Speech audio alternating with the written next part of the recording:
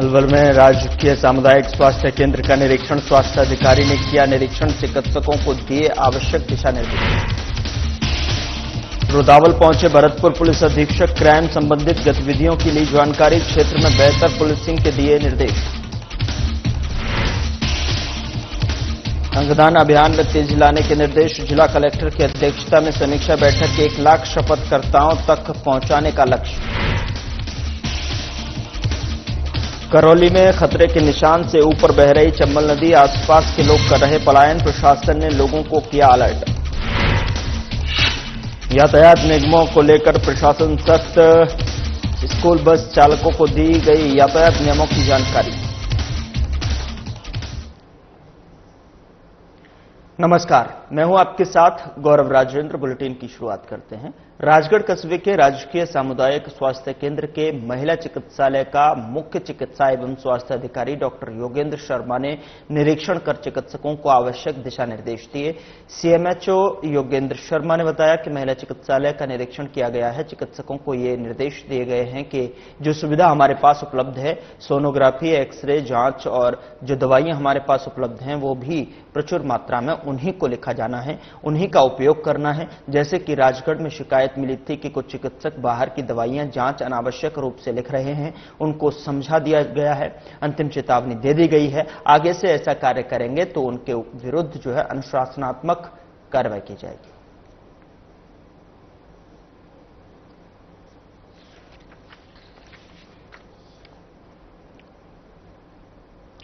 अलवर से ये तस्वीर है जहां पर राजकीय सामुदायिक स्वास्थ्य केंद्र का निरीक्षण किया गया है और सीएमएचओ ने ये निरीक्षण किया है। जो सुविधाएं हमारे पास उपलब्ध हैं, सोनोग्राफी, एक्सरे, जांच और दवाइयां हमारे पास उपलब्ध हैं प्रचुर मात्रा में, उन्हीं को लिखा जाना है, उन्हीं का उपयोग करना है। जैसे कि राजगढ़ में शिकायत मिली थी कि कुछ चिकित्सक बाहर की दवाइयां जांच अनावश्यक रूप से लिख रहे हैं और उनको समझा दिया गया है, यानी कि चेतावनी दे दी गई है। जो हॉस्पिटल्स आजकल जो है अस्पताल दवाइयों को बाहर से मेडिकल स्टोर से खरीदवाते हैं, उसके खिलाफ जो है ये निरीक्षण किया गया है। उनको जो है चेतावनी भी दे दी गई है। जो भी प्रचुर मात्रा में सामुदायिक स्वास्थ्य केंद्र में दवाइयां उपलब्ध हैं, मेडिसिन उपलब्ध हैं, उन्हीं को लिखा जाना है, उन्हीं से इलाज होना है। और अनावश्यक रूप से जिस तरीके से जांच और दवाइयां लिख देते हैं डॉक्टर्स, उसके खिलाफ जो ये निरीक्षण है, उन गतिविधियों पर शिकंजा कसने की ये कोशिश। तो ऐसे में आगे से अगर ऐसा करता हुआ कोई पाया गया तो उसके खिलाफ जो है ये कार्रवाई करने का आश्वासन दिया गया है। इस बारे में अभी आपके साथ ही हम महिला चिकित्सालय में गए भी थे और डॉक्टरों को ये निर्देश दिए कि जो सुविधाएं हमारे पास उपलब्ध है, सोनोग्राफी, एक्सरे, जांच वह और जो दवाइयां हमारे पास उपलब्ध है, जो कि प्रचुर मात्रा में है, उन्हीं को लिखा जाना है और उन्हीं का उपयोग करना है। जैसे कि राजगढ़ में कई बार शिकायत मिली थी, कुछ चिकित्सक बाहर की दवाइयां और जांचें अनावश्यक रूप से लिखते हैं। आज उनको समझा दिया गया है, अंतिम चेतावनी दे दी गई है कि आगे से अगर वो कहेंगे तो उन करेंगे इस तरह के कार्य तो उनके खिलाफ अनुशासनात्मक कार्रवाई काम में की जाएगी। नवनियुक्त भरतपुर पुलिस अधीक्षक आनंद दिगत पहुंचे रुदावल थाने का कर रहे हैं निरीक्षण। मौके पर additional ASP Hariram Kumawat, Rudawal SHO Balkrishna है मौजूद। वहीं पहली बार पहुंचे भरतपुर एसपी क्षेत्र में क्राइम संबंधित एवं अवैध जो है गतिविधियों की जानकारी ले रहे हैं एवं दे रहे हैं बेहतर पुलिसिंग के निर्देश।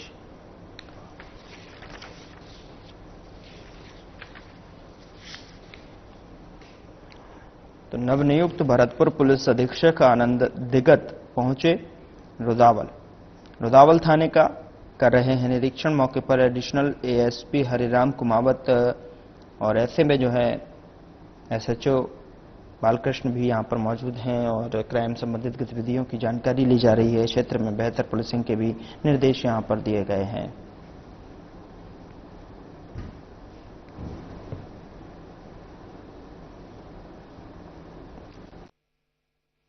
था जिसमें एडिशनल एसपी सेक्टर, सीओ और एसएचओ सभी आईओज और अधिकारी कर्मचारियों की मीटिंग ली गई।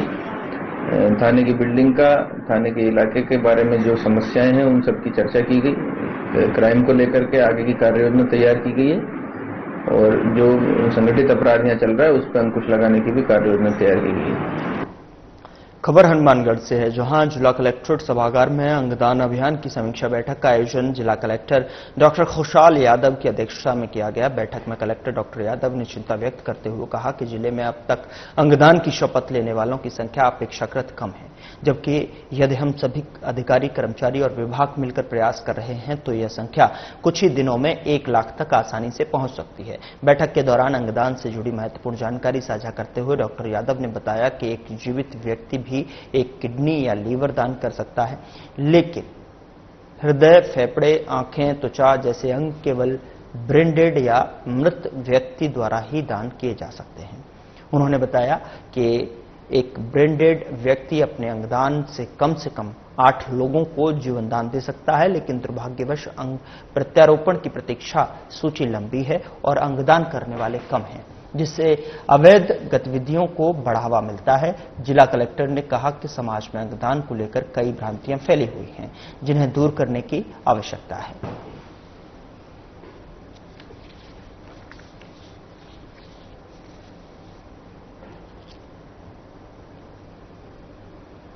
तो अंगदान अभियान तेजी लाने के ये निर्देश हैं, जागरूकता बढ़ाने की यहाँ पर उस पहल से अंगदान के प्रति जो भ्रांतियां फैली हुई हैं उनको कम करने की आवश्यकता पर जोर दिया जाए। 1 लाख शपथकर्ताओं तक पहुंचाने का लक्ष्य यहां पर रखा गया है।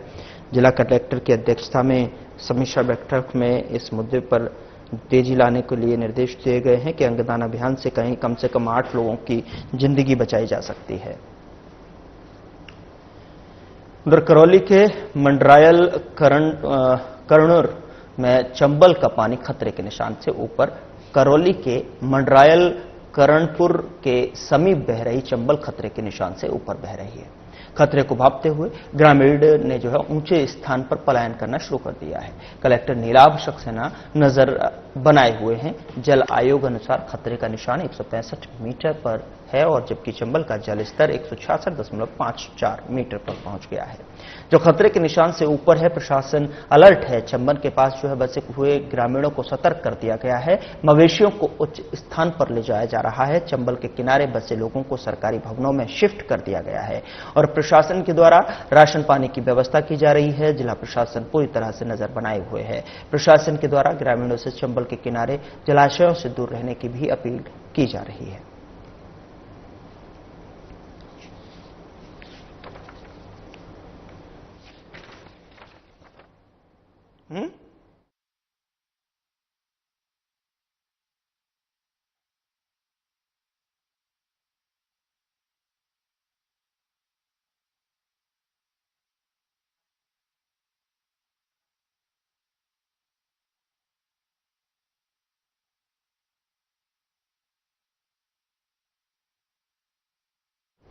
खबर हनुमानगढ़ के नौहर से है, जहां कस्बे के टैगोर चौक के समीप फतेह मोहम्मद के मकान को बुधवार को नगर पालिका प्रशासन ने सीज कर दिया। सीज की कार्रवाई करने के दौरान पुलिस प्रशासन के आला अधिकारी मौके पर मौजूद थे।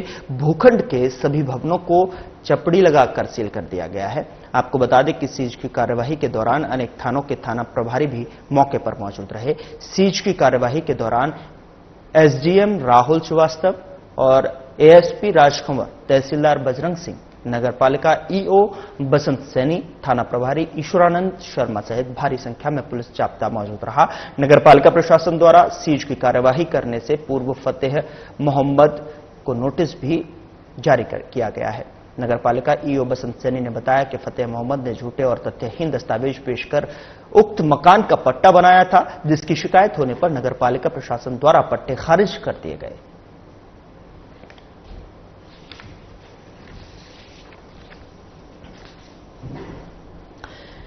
तस्वीरें हनुमानगढ़ से हैं, जहां पर आप देख सकते हैं कि किस तरीके से नगरपालिका प्रशासन मकान सीज की कार्रवाई करते हुए नजर आ रहा है। टैगोर चौक पर स्थित मकान को सीज किया गया है और उस पर ये नोटिस भी चस्पा कर दिया गया है। तस्वीरें आपके सामने हैं, जहां पर फतेह मोहम्मद ने झूठे और तथ्यहीन दस्तावेज पेश कर उक्त मकान का पट्टा बनाया था, जिसकी शिकायत होने पर नगरपालिका प्रशासन एक्शन में नजर आया और पट्टे खारिज कर दिए गए।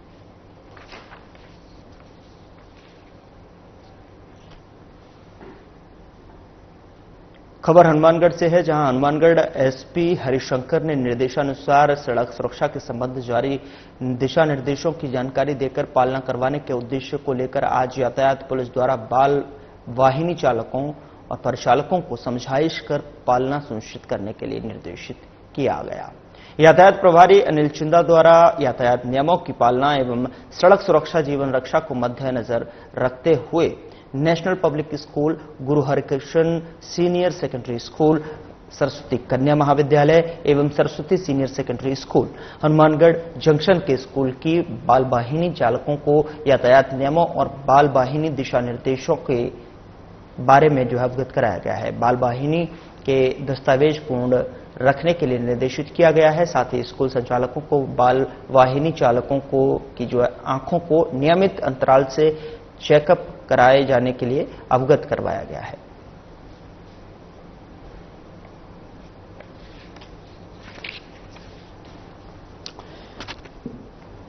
तो यातायात नियमों को लेकर ये जानकारी दी गई है कि स्कूल बस चालकों को समझाया गया है और उसकी जानकारी जो है उन तक मुहैया कराई गई है कि किस तरीके से जो है आपको निरंतर बस वाहिनी को लेकर जो है बाल वाहिनी चालकों की आंखों को किस तरीके से उसका चेकअप करवाना है और किस तरीके से उसका रूटीन चेकअप करते हुए आगे के गाइडलाइंस उनको समझाने हैं और साथ ही जो है निर्देशों की भी पालना करना अनिवार्य है। और यातायात पुलिस द्वारा बाल वाहिनी चालकों परिचालकों को समझाइश कर पालना सुनिश्चित करने के निर्देश दिए गए हैं। और यातायात प्रभारी अनिल चिंदा द्वारा यातायात नियमों की पालना, सड़क सुरक्षा जीवन रक्षा को मद्देनजर रखते हुए national public school, Guru Harikrishna senior secondary school, Saraswati Kanya Mahavidyalaya, Saraswati senior secondary school, Hanumangarh junction के स्कूलों की बाल वाहिनी चालकों को यातायात नियमों और बाल वाहिनी दिशा निर्देशों के बारे में अवगत करवाया गया। उधर भरतपुर जिले के रूपबास बयाना स्टेट हाईवे पर स्थित लिंक रोड गुर्जर बलाई वाले जो है रास्ते को लेकर ग्रामीणों ने धरना प्रदर्शन शुरू कर दिया है। ग्रामीणों का आरोप है कि नगला गोस्वामी, खेड़ा ठाकुर, गुर्जर बलाई और विद्यापुर को जोड़ने वाली सड़क की हालत काफी दयनीय हो गई है। और वहीं इस रोड पर बसे गांव से करीब 400 बच्चे रोदावल पढ़ने जाते हैं, जो कभी भी हादसे की शिकार हो सकते हैं, जिससे नाराज ग्रामीणों ने धरना प्रदर्शन शुरू कर दिया है।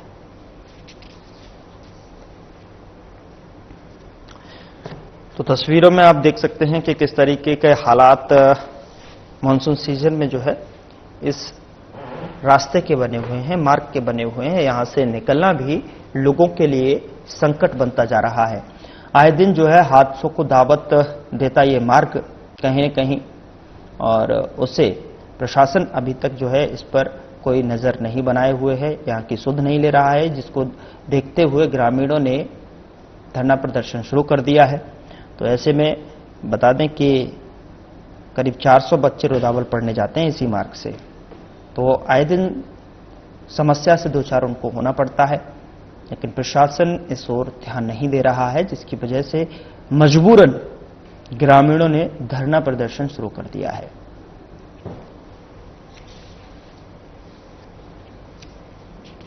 अगला गोसाई चौक गुजर बलाई वाली सड़क है और इसमें इतने गड्ढे हुए हैं कि मतलब बच्चों का निकलना मुश्किल हो रहा है। और जैसे वाहन लेके बाइक लेके जाते हैं तो सालांतर में पानी भर जाए, तो इसको बनवाने के लिए धरना दिया जा रहा है। बाकी ये लगभग हमारे जन्म से पहले की बनी हुई है एक बार, उसके बाद इसका टेंडर भी हो गया है, लेकिन इसकी कोई सुनवाई नहीं है। जो भी अधिकारी आते हैं और अपना काम निकलवा के चले जाते हैं। वोट वगैरह वोट बैंक समझ रखा है, वोट लेने के बाद फिर कोई दर्शन नहीं देता है इधर, न सरपंच न एमएलए कोई भी। सर ये जाम इसलिए लगाया जा रहा है कि हमारे गांव की 3 गांव की बहुत बड़ी समस्या है, और समस्या इतनी है कि ये रोड तीनों गांवों के लिए बना हुआ था पहले, और बढ़िया रोड बना हुआ था। आज उस रोड को बनते बनते करीब 25 साल हो गए।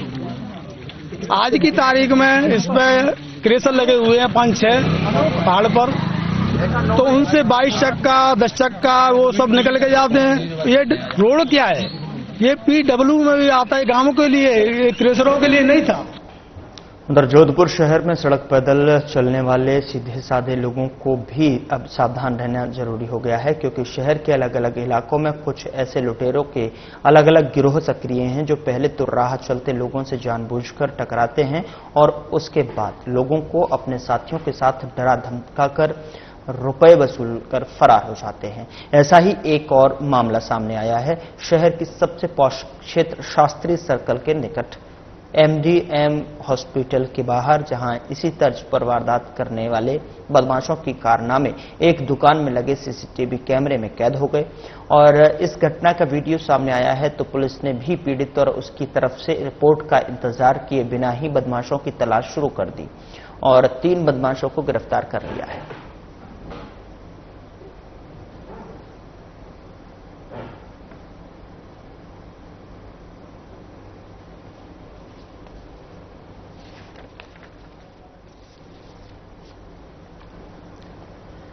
खबर हनुमानगढ़ के पल्लू क्षेत्र से है, जहां पर लाखेरा गांव के राजकीय उच्च प्राथमिक विद्यालय में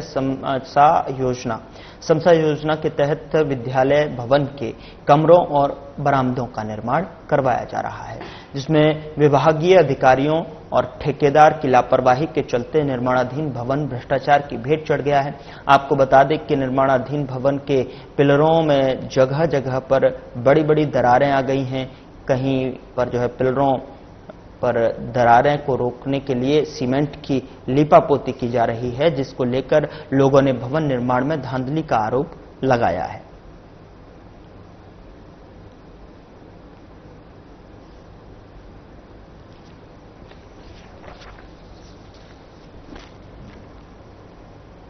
सोजता क्षेत्र के निकटवर्ती ग्राम बगड़ी नगर के कांगू की डिमड़ी बेरे पर 3 दिन पूर्व हुई लूट का SP पूजा अवाना ने खुलासा करते हुए बताया कि इस लूट में शामिल देवेंद्र लोहार निवासी सोजत और विकास नायक निवासी रिसानिया को गिरफ्तार किया गया है।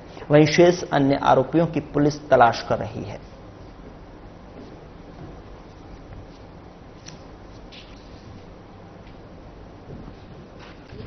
और अकॉर्डिंगली इसके खिलाफ में जिस तरह से ऑर्गेनाइज तरीके से और जिस मोडस ऑपरेंडी के साथ काम करते हैं, इन्होंने और भी कई जगह इस तरह की वारदातें की है।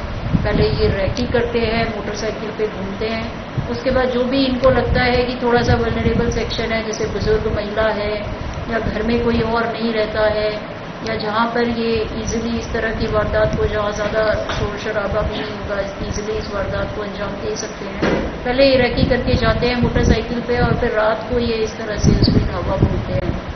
तो CCTVs भी खंगाले गए, जिसके चलते इनकी पहचान भी हुई और 2 लोगों को हमने फिलहाल अरेस्ट कर लिया। बहुत जल्द हम बाकी 4 खबर हनुमानगढ़ के पल्लू क्षेत्र से है, जहां मालासर और नयासर ग्राम पंचायत भवन के अटल सेवा केंद्रों पर अक्सर ताले लटके रहते हैं। भवन तालों में बंद रहने से ग्रामीणों को जरूरी कामकाज के लिए इधर उधर भटकना पड़ रहा है। जब हमारी टीम ने जागरूक लोगों की शिकायत पर इन भवनों पर जानकर उनका रियलिटी चेक किया तो हकीकत में बड़े बड़े ताले लटक रहे थे। भवनों की स्थिति देखकर ऐसा लग रहा था कि मानो ये भवन कभी खुलते ही नहीं हो, जबकि सरकारी निर्देशों में स्पष्ट कहा गया है कि ग्राम विकास अधिकारी, कनिष्ठ लिपिक, कंप्यूटर सहायक और अन्य विभागीय कार्मिक इन भवनों में बैठकर सरकारी कार्यों को संपादित करेंगे, लेकिन हकीकत इससे कोसों दूर है।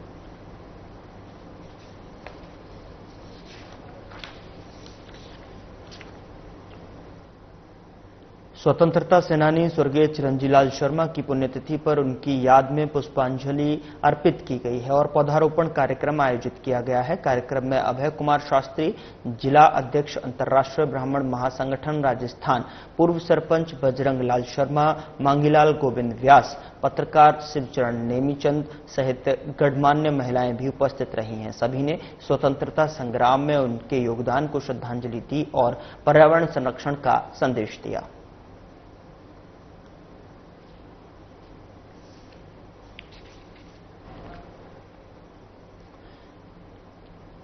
नोहर की होनहार शिक्षिका शालू मिश्रा को जयपुर स्थित राजस्थान इंटरनेशनल सेंटर में आयोजित डॉक्टर कलाम यूथ लीडरशिप कॉन्फ्रेंस 7.0 में डॉक्टर कलाम यूथ लीडरशिप अवार्ड से सम्मानित किया गया। ख्वाब फाउंडेशन द्वारा 26 से 28 जुलाई तक आयोजित इस कार्यक्रम में उन्हें उनके उत्कृष्ट लेखन और नवाचारी शिक्षण कार्यों के लिए असम की शिक्षाविद डॉक्टर अर्चना भट्टाचार्य, अध्यक्ष मुन्ना कुमार और प्रसिद्ध कलाकार राम सिंह चौहान द्वारा सम्मानित किया गया। बता दें कि राजस्थान के जालौर जिले के आहोर ब्लॉक स्थित राजकीय बालिका उच्च प्राथमिक विद्यालय सराणा में कार्यरत शालू मिश्रा शिक्षा के क्षेत्र में नवाचार और समर्पण की मिसाल हैं और नौहर के वरिष्ठ पत्रकार विद्याधर मिश्रा की पुत्री शालू की यह उपलब्धि न केवल नौहर बल्कि पूरे प्रदेश और देश के लिए गर्व का विषय है। उनकी प्रेरणादायक कहानी ग्रामीण शिक्षा के क्षेत्र में नई रोशनी लेकर आई है।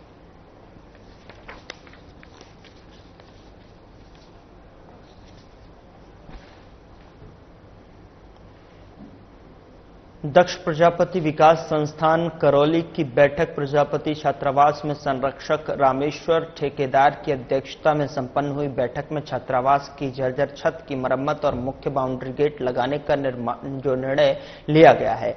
करौली से भरथर महाराज की पदयात्रा 11 अगस्त को रवाना होगी और 16 अगस्त को ध्वज चढ़ाकर भंडारे का आयोजन होगा। यात्रा निःशुल्क रहेगी। यात्रा भक्त मंडल का गठन किया गया है जिसमें भूरेलाल प्रजापति और दुर्गालाल प्रेम सिंह, राधे छीतरलाल, जयप्रकाश, रामरूप भंवर लोगों को शामिल किया गया है। इस दौरान छात्रावास की छत से पानी निकालकर सफाई का कार्य चैनपुर युवा टीम के सियालाल, दशरथ, विष्णु, शिवकुमार, मनसुख और रामवीर के नेतृत्व में किया गया। बैठक में गंगाराम प्रजापति, लखनलाल, फिरी सिंह, रूप सिंह, हेमराज, मिश्रीलाल, पिंटू सहित समाज के कई सदस्य मौजूद रहे।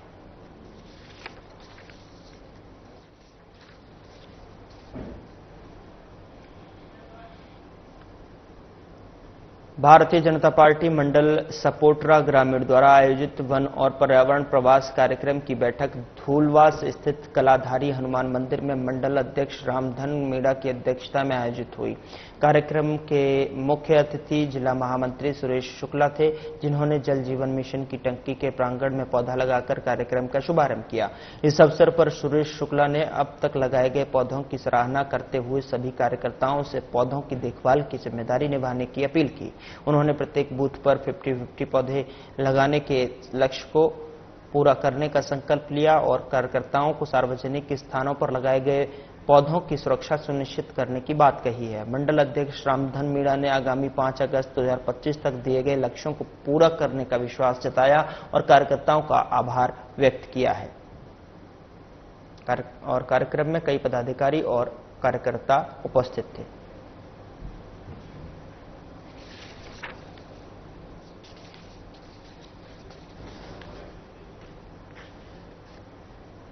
खबर हनुमानगढ़ के नौहर से है, जहां नवपद स्थापित उपखंड अधिकारी राहुल श्रीवास्तव आईएएस ने अपना कार्यभार ग्रहण किया और इस दौरान अनेक अधिकारी और कार्मिक मौजूद रहे। यहां निरंतर हुए एसडीएम राहुल श्रीवास्तव ने कई विभागों के अधिकारियों के साथ बैठक लेकर क्षेत्र से जुड़ी समस्याओं के संबंध में जानकारी प्राप्त की।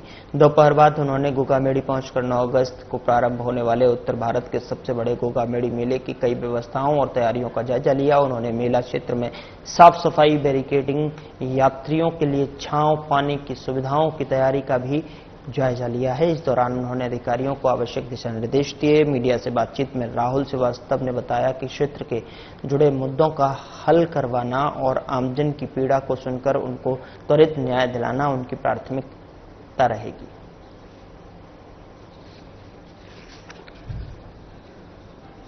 प्राथमिकता अभी तो जो आने वाला गोगामेड़ी मेला है, जो आगामी 9 अगस्त से शुरू होगा, उसमें व्यवस्थाएं सुचारू रूप से चले, जनता को कोई तकलीफ ना हो और जितनी भी जन सुविधाएं हैं जैसे शौचालय, पार्किंग और आने जाने का रास्ता, वो सब सुगम रूप से चालू रहे। इसमें हमारे मौका मजिस्ट्रेट, मेला मजिस्ट्रेट तहसीलदार साहब और असिस्टेंट कमिश्नर देवस्थान विभाग और अन्य अधिकारियों के साथ गोगामेड़ी मेले में पार्किंग का निरीक्षण, शौचालय व्यवस्थाओं का, धर्मशालाओं का और मंदिर में जो दर्शन के लिए इन्होंने नई बैरिकेडिंग सिस्टम बनाई है, उनका निरीक्षण किया गया। जितने भी विभाग हैं जैसे पीएचईडी हुआ, बिजली विभाग हुआ, पीडब्ल्यूडी, मेडिकल, हेल्थ, एजुकेशन, सभी से एक साधारण चर्चा हुई।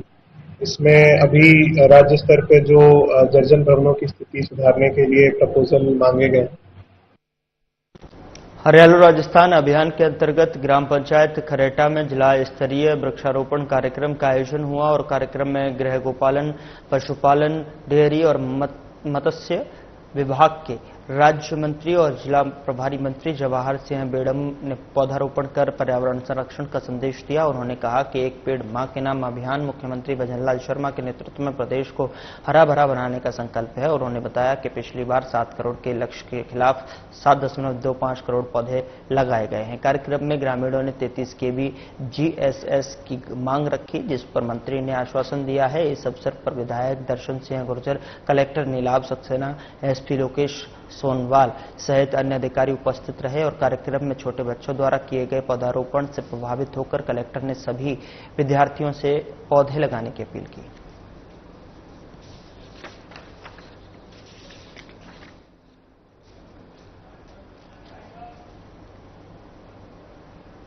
फिलहाल बुलेटिन में इतना ही। नमस्कार।